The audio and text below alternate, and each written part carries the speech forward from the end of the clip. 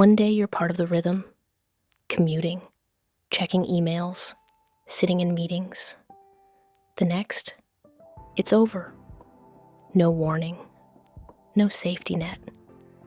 Just a sudden stop that leaves you asking, what now? Losing your career can feel like having the rug pulled out from under you. It's not just the paycheck that disappears. It's the routine, the identity, even the sense of stability you thought you could count on. Everything familiar is gone, and you're left staring at a blank page you didn't choose to start. For many, this moment feels overwhelming, even paralyzing. And yet, it can also become the place where something new begins. Before we get into today's topic, I want to offer you something practical. I've created a free guide called The Edge of Enough. It's filled with 5 small but powerful shifts to help you breathe when life feels out of control and begin shaping a life that feels possible again. You can find the link below in the description. Welcome to Guts to Grace, where courage meets graceful change. I'm Jane, and here we explore what it takes to face uncertainty with courage and how to find grace in the middle of it. When your career suddenly ends, it can feel like the floor has disappeared beneath you. But you're not alone. Guts help you take the next shaky step, and grace helps you breathe while you find your footing again. When a career ends overnight, the first impact is often financial. The steady paycheck, the health benefits, the contributions to retirement, all of it halts in an instant. It's not just numbers on a spreadsheet. It's groceries, rent, insurance, and the stability that lets you sleep at night. But the losses go deeper than money. A job structures our days. It gives us reasons to get up in the morning, tasks to complete, and coworkers to connect with. When that disappears, the silence can feel deafening. The routine that once felt tiring is suddenly gone, and the empty hours make the uncertainty even heavier. There's also an identity cost.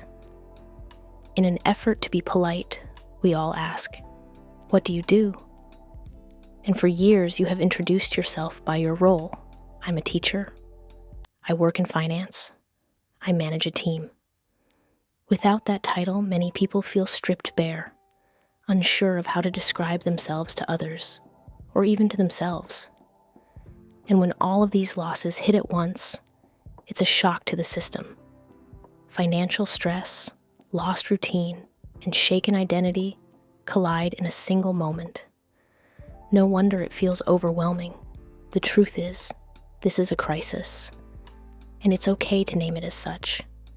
If you are in this place right now, staring at the blank page of what's next, I want to remind you of the free guide I created, The Edge of Enough.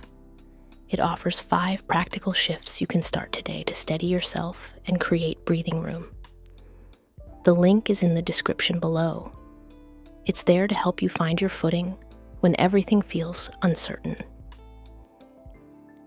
In the first days after a sudden career ending, it's normal to feel overwhelmed. The mind races with what ifs. What if I can't pay the bills? What if I can't find another job? What if this is the end of the road? These thoughts are real, and they carry weight. But they don't have to carry you. One of the first steps is simply to pause and breathe. It sounds small, but shock makes us reactive, and pausing helps you respond instead of panicking.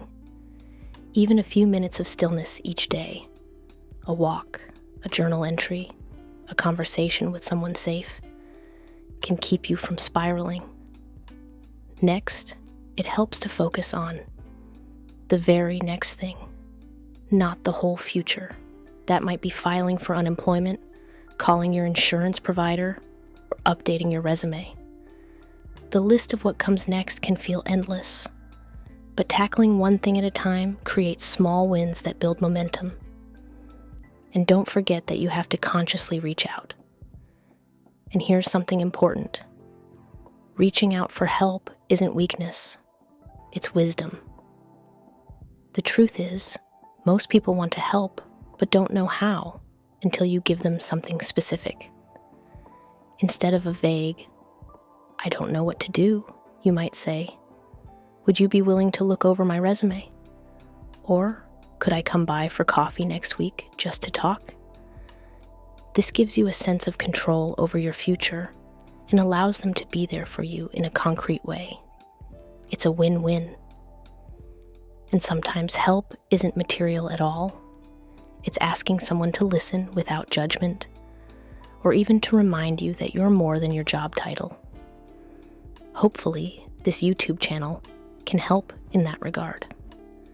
Framing your request as something concrete and collaborative turns it from weakness into a connection. Crisis takes much, but it doesn't take everything. Even in the shock, there are ways to anchor yourself step by step until the ground feels a little less shaky. When the dust begins to settle, the shock of a career ending can give way to an unexpected kind of silence. At first, that silence feels heavy. Empty hours, unanswered questions, the nagging fear of what comes next. But silence can also become space. Space to grieve, yes, but also space to notice what remains when the job title is gone. This is where courage and grace begin to meet. Courage doesn't mean pretending you're fine. It means facing the truth of loss while still daring to imagine what's next. Grace means giving yourself room to stumble, to feel, and to rebuild slowly. Both are essential. And here's something I've learned. While a sudden ending feels final, it can also be a beginning. Many people look back and say that losing a career, as painful as it was, became the moment they redefined themselves. It forced them to discover skills they didn't realize they had, or passions they had set aside for years. A teacher might become a consultant. A manager might rediscover their love of writing.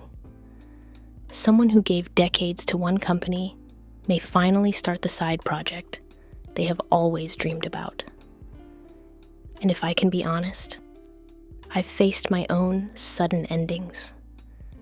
Times when the path I thought I was on just stopped.